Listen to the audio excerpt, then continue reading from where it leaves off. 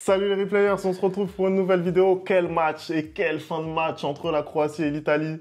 C'est l'Italie qui va chercher ce match nul et qui va surtout chercher son billet pour les huitièmes de finale de l'Euro. L'Italie qui n'est pas mort, le tenant du titre qui peut encore gagner la compétition. Anderson, c'était une fin de match de taré. Je pense que ça FMI, on tire enfin le meilleur match pour l'instant de l'Euro, le match le plus décisif, le match le plus important de cet Euro-là. Vraiment, la Croatie qui est allée au bout d'eux-mêmes pour essayer d'arracher leur qualification directement ce soir, mais l'Italie qui ne renonce jamais à réussir à obtenir, on ne sait comment, cette qualification-là. Vraiment, j'ai hâte qu'on en parle. En tout cas, on va revenir sur tous les scénarios possibles parce que la Croatie n'est pas complètement éliminée. On va aussi parler du match de l'Espagne qui bat l'Albanie, qui fait un 3 sur 3 dans cette poule. Vous d'ailleurs, n'hésitez pas à nous dire ce que vous avez pensé de ce match, des Croates, des Italiens. Et nous, on envoie le générique, c'est parti.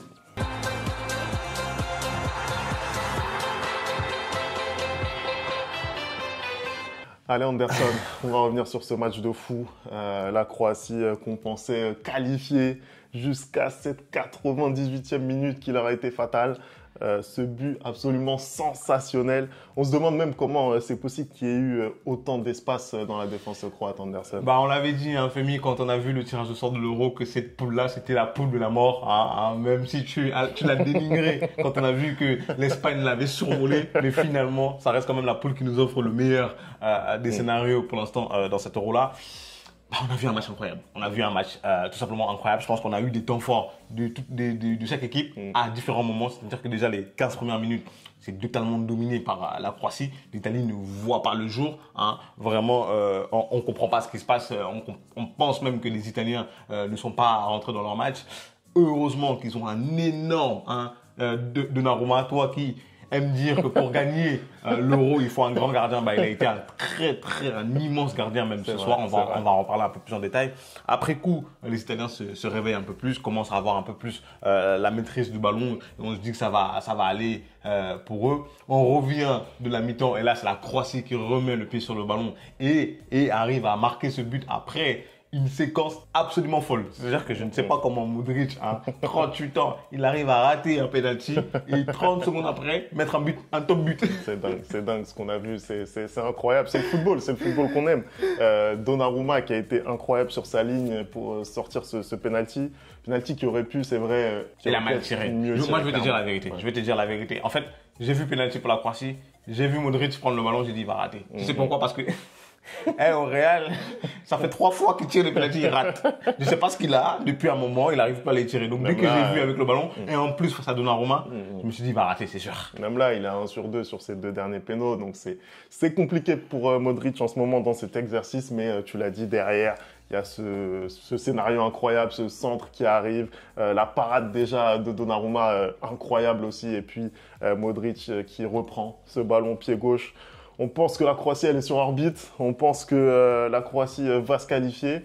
Derrière ça, effectivement, on a eu une grosse période de domination italienne. Il y a eu beaucoup d'occasions. Mais c'est vrai que ça a tenu pour la Croatie. D'ailleurs, au fur et à mesure que les minutes s'égrenaient, on a vu une Croatie qui, justement, arrivait de plus en plus à ressortir.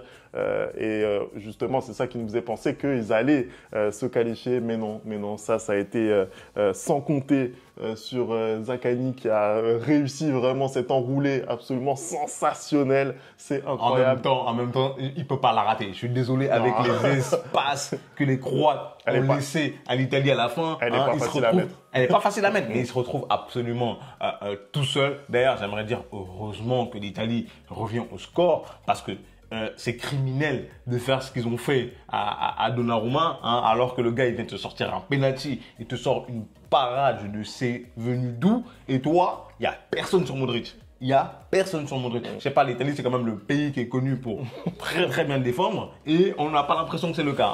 On n'a vraiment pas l'impression que c'est le cas. Il y a des largesses défensives. Déjà, on avait vu, on a observé face à l'Espagne. Et là, ce soir encore, si les les Croates avaient été un peu plus efficaces, il y a même moyen de tuer le match très rapidement sur certaines contre-attaques. Je trouve que cette équipe d'Italie, vraiment, elle gagne pas mal ce soir. Elle gagne pas mal ce soir parce qu'elle a un très grand gardien. Et elle bénéficie aussi du fait que les Croates n'ont pas forcément voulu fermer le jeu. Moi, c'est peut-être le reproche que je peux faire à la Croatie de ne pas avoir fermé le jeu après avoir mis ce but-là, surtout en fin de match. Hein, dans les 8 dernières minutes, je pense que il y a moyen de rester derrière et uniquement dégager les ballons au lieu d'essayer encore d'attaquer. Après, si ça fait 2-0, plus personne n'en parle, hein, parce que clairement, les ballons de 2-0, ils les ont eu, les Croates.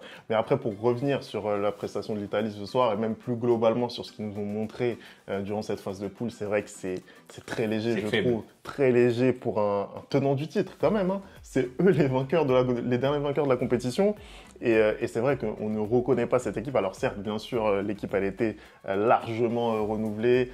Spalletti est venu s'installer sur le banc, mais c'est vrai aussi que voilà, cette génération italienne, elle est quand même beaucoup moins talentueuse. Voilà, il y a très peu de joueurs dans les top clubs européens. On va pas se mentir. Mais c'est ça, c'est ça. Après, il reste quoi? Tu dis, c'est les vainqueurs en titre, mais il reste que 8 joueurs, je crois, de l'ancien effectif qui a gagné l'Euro. Donc vraiment, il y a tout est à refaire dans cette équipe-là et le jeu qu'ils ont affiché pendant cette phase de poule m'a vraiment déçu.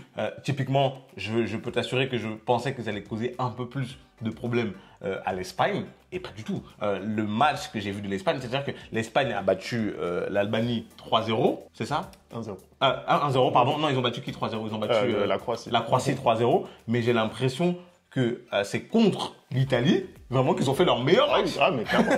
C'est incroyable parce qu'il n'y a eu qu'un 7-0, mais j'ai l'impression que c'est contre l'Italie qu'ils ont fait leur meilleur match.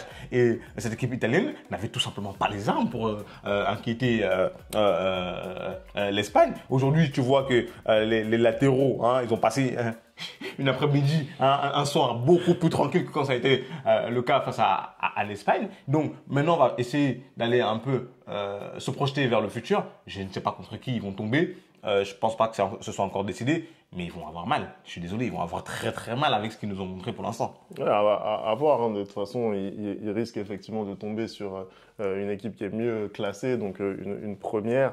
Donc ça va être difficile pour l'Italie dans la suite de la compétition. Mais bon, ils sont là, ils sont qualifiés en attendant. C'est quand même le plus important. Pour revenir sur cette équipe croate, quand même, elle aussi, c'est une équipe, je pense, en fin de cycle. Le coach Dalic aussi, qui arrive peut-être en fin de parcours après ce qu'il a réussi quand même à faire ces dernières années. Mine de rien, la Croatie, c'est un petit pays, on a tendance à l'oublier. Et je pense que, voilà, par rapport aux moyens qu'ils ont, par rapport aussi, on va dire, à la réserve qu'ils ont de joueurs, bah forcément, ce qu'ils proposent, je trouve que c'est quand même très très bien. Là, par exemple, ce soir, ils ont remis leur milieu de terrain qui fait des merveilles, voilà, avec Modric, Kovacic et Brozovic. Mais malheureusement, c'est un milieu de terrain qui va un petit peu vers la fin, tu vois. Et Modric, ça en est le symbole, même si c'est lui qui marque. Et donc, cette équipe, malheureusement, je pense que voilà, ça va être compliqué dans les années à venir, là aussi, de bien figurer parce que le réservoir, il est pas énorme. Ça fait quand même des années que cette équipe-là tourne. Hein. On se rappelle, c'est un petit pays, tu l'as dit, c'est quand même un pays qui a fait une finale de Coupe du Monde. Hein. Juste après, a fait aussi une demi-finale de Coupe du Monde encore en 2022. Donc 2 Coupes du Monde de suite où il performe. L'Euro, c'est quart de finaliste, il me semble. Le dernier Euro. Donc vraiment, avec une génération dorée, on peut l'appeler comme ça, qui a vraiment fait les merveilles de ce football croate-là. Ça y est, ils arrivent à la fin, les joueurs sont vieillissants. Modric, 38 ans, je pense pas qu'il aura les jambes et les poumons surtout pour aller vers la Coupe du Monde 2026. Là, ce soir, justement, je trouve que ça manque de ça manque de jeunesse. Parce que si tu as une équipe avec beaucoup de jeunesse, peut-être que les 8 minutes, tu arrives à tenir. Hein, tu te fais pas avoir de cette manière-là par l'Italie. Si tu as un peu plus de peps aussi, tu mènes un peu mieux les contre-attaques. Kovacic, il sort à un moment où je pense qu'il y avait besoin de ce type de joueur. Exactement. Parce que c'était un des seuls qui cavalait, on va pas se mentir. Au milieu de terrain, vraiment, il faisait tout ce qu'il pouvait pour essayer de gêner la relance italienne et j'ai pas tout à fait compris pourquoi c'est lui qui est sorti à ce moment-là. Je pense que typiquement un Modric, surtout au moment où la Croatie menait au score, pour moi c'était peut-être plus judicieux Modric aussi est sorti. de le sortir. Et il est sorti un peu plus tard, mais en tout cas à ce moment-là du match, il aurait fallu pour moi le sortir un petit peu plus tôt. On sentait vraiment que c'était plus compliqué pour lui. Le classement maintenant, le classement final de ce groupe B, avec donc une Espagne qui fait le carton plein, donc qui bat les 3 adversaires de ce groupe, qui termine avec 9 points, qui n'a pas encaissé de but. Anderson, ils ont fait une impression incroyable. Franchement, vraiment une Espagne très très très forte. Vraiment, moi je te dis, là encore, c'est la dernière journée et là, il y a eu un turnover pas possible dans l'équipe dans ce dernier match face à l'Albanie. Hein, et malgré tout, ils s'imposent 1-0, but de Ferran Torres, hein, comme Stan aime bien dire, le tocard parmi les tocards. Hein. Voilà, hein, non, franchement, cette équipe m'impressionne. Elle m'impressionne. Elle me laisse vraiment un sentiment à la fin de cette poule de force. Hein, elle a encaissé aucun but, elle a roulé sur la totalité des équipes contre qui elle a joué. Ce soir encore, je regardais le match à côté de l'Espagne, j'avais l'impression qu'à aucun moment ils étaient inquiétés, même si l'Albanie a montré de très belles choses, hein, de très belles occasions, mais en fait tout va bien pour l'Espagne, ils ont un très bon gardien, et quand tu vois Lamine Yamal qui rentre encore, qui est virevoltant sur le côté, ils ont un effectif vraiment, et surtout qu'ils ont plus ce jeu stéréotypé des années d'avant où il y avait que des passes. Là, il y a énormément de verticalité et ça les aide. Franchement, moi, je pense que voilà, ça peut aller très très loin dans la compétition, surtout que vu qu'ils sont terminés premiers, je crois qu'on peut se retrouver dès les quarts de finale avec un Espagne-Allemagne, il me semble. Hein, ils sont sur le même tableau. Donc, cette équipe, franchement, moi, je te dis, la dernière fois qu'on en a parlé, je les vois minimum en demi-finale. Minimum. Ça va être intéressant de les suivre, hein, cette équipe espagnole. On a parlé donc de l'Italie qui est deuxième de ce groupe et qualifiée également pour les huitièmes de finale. Et puis la Croatie qui est troisième de cette poule, qui n'est pas complètement éliminée, Anderson, puisque il y a quand même une fenêtre de tir pour eux. On rappelle que ce sont les 4 meilleurs troisièmes qui se qualifient pour les huitièmes de finale. Actuellement, il y a déjà 3 équipes qui sont mieux classées que la Croatie. Il reste donc un ticket encore valable pour la Croatie et ça va être très compliqué de l'obtenir. En fait, c'est un concours de circonstances. Hein. Je peux même le détailler, hein, puisque dans le groupe F, par exemple, on a la République tchèque et la Géorgie qui sont à 1 point. Donc là, il y a possiblement une fenêtre de tir. Pour ça, il faudrait la victoire conjointe et du Portugal et de la Turquie. Voilà. Dans le groupe également de l'Angleterre, le groupe C exactement, il faudrait là aussi un concours de circonstances extrêmement favorable avec une victoire par 3 buts d'écart de l'Angleterre sur la Slovénie et une victoire danoise face à la Serbie. Il faut que tous ces scénarios-là arrivent en même temps pour que la Croatie se qualifie. Franchement, moi, j'y crois pas trop. Parce que déjà, premièrement, je pense que le scénario le plus improbable pour moi, c'est vraiment l'Angleterre qui bat la Slovénie avec plus de 3 buts d'écart. Parce que vraiment, même si on les a mis grands favoris de cet euro-là, c'est l'équipe qui me déçoit le plus pour l'instant, cette Angleterre-là.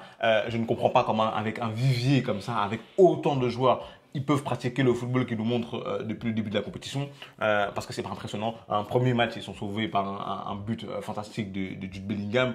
Deuxième match, il n'y a rien. Je trouve que les joueurs sont à la ramasse totale. Je comprends pas comment tu peux avoir Bellingham, Foden, Saka, des Cole Palmer sur le banc, tu les fais même pas rentrer.